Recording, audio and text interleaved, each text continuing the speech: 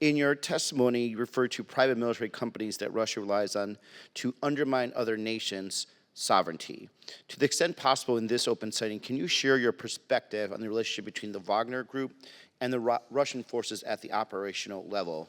And are you seeing the Wagner Group's presence in Africa change as a result of the war in Ukraine? As you know, the Wagner Group is a mercenary private military company. They're conducting combat operations right now in Bakhmut primarily. There's probably about 6,000 or so actual mercenaries and maybe another 20 or 30,000 recruits that they get, many of whom come from prisons.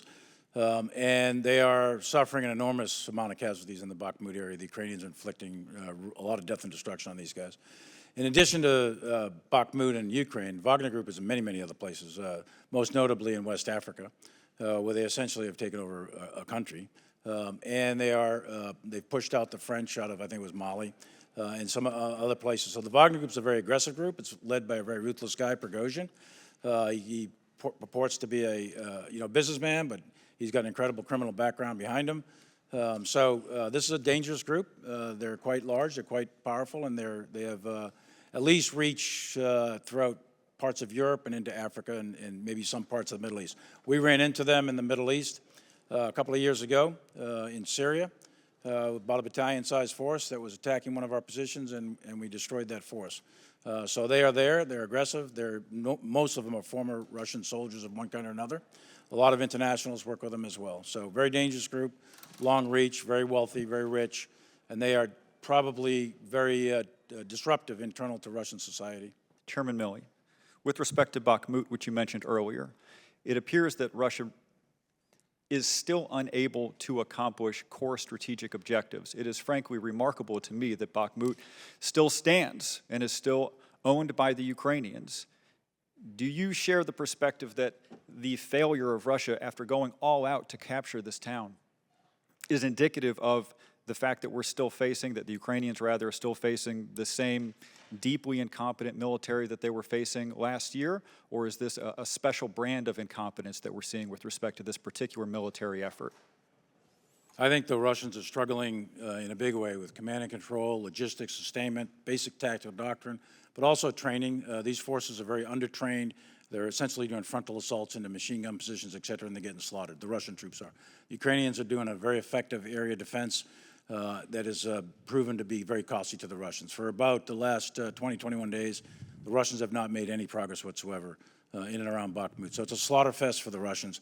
They're getting hammered in the vicinity of Bakhmut, and the Ukrainians have fought very, very well. That's also true across the entire frontline trace, from Crimea all the way down to Kherson.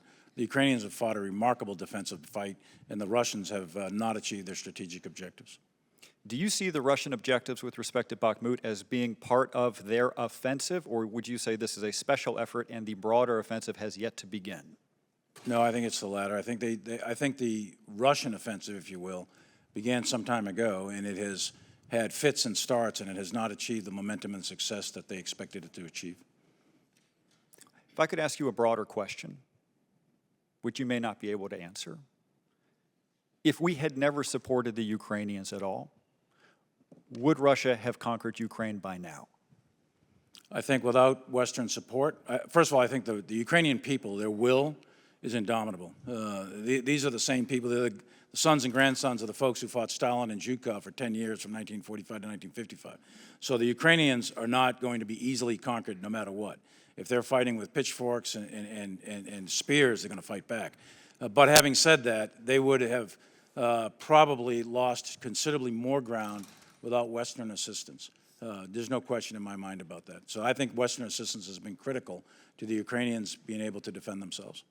With respect to Putin, seems to me, seems to a lot of folks, very clear that he's a war criminal, lots of evidence for this, and yet there are plenty of people in this country who still don't see it that way, who see Putin as basically a national leader pursuing national interests. If you could speak to those folks and give us your sense on his status as a war criminal, that would be appreciated.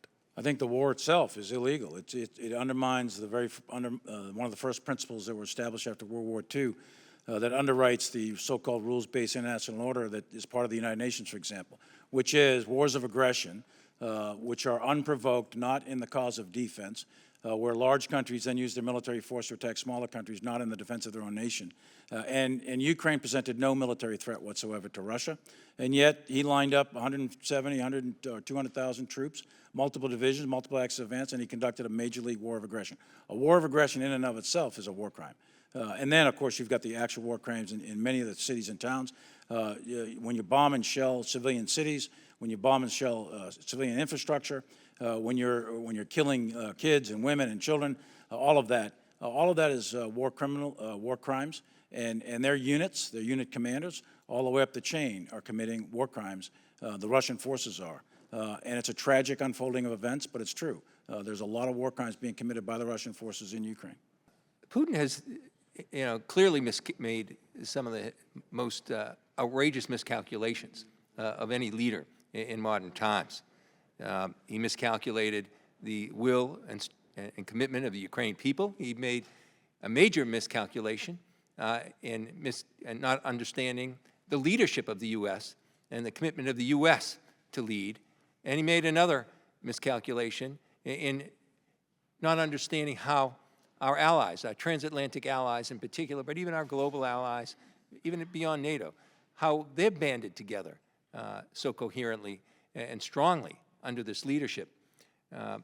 And I've been able to witness this not only as a member of this committee, both informed by classified and public information, but also with my service on the Foreign Affairs Committee, where I've chaired and ranked on the European subcommittee for that time, and engaged in very private and important conversations with leaders there. Yet there are voices in the American public right now that will say that our coalition partners are not holding up their end of the bargain. I'm informed by information that I've had that just to the contrary. In fact, it's quite extraordinary, and in some areas, in some countries, historic in nature. But can you take this opportunity to inform, from your perspectives, the American public that they're wrong? Because we have people voicing those concerns and using that as a justification to say the U.S. shouldn't be committed to Ukraine because these other countries aren't holding up their end of the bargain, when I've been informed that they clearly are. But can you take this moment here in front of this committee to just inform the American public that level of commitment that exists there, and how strong it is, how important it is, and how they are carrying great weight? Well, thank you, sir. I think you're exactly right. As you know, I meet with 50-plus nations, the ministers of defense of those nations every month. And in those meetings, what I see displayed is a strong sense of commitment and unity to support Ukraine for as long as it takes. As a matter of fact, that's the language that I hear them employ. Some of those countries, especially the smaller ones, have given a lot in terms of the percentage of their GDP, and they're looking for ways to do more. And when they've run out of stuff, they invest money in things like helping other countries expand their product lines as we look to acquire additional munitions and weapons. So the commitment that I see is strong. What I've seen them provide is impressive, but there's always more that we can do. And you hear me consistently beating the drum for more air defense and other things in support of Ukraine. But what I've seen thus far, I've seen tremendous support for Ukraine and helping it defend its sovereignty. Chairman Milley? Yeah, exactly the same thing. The 54 countries, and obviously there's only 30 in NATO, so those come from all around the globe.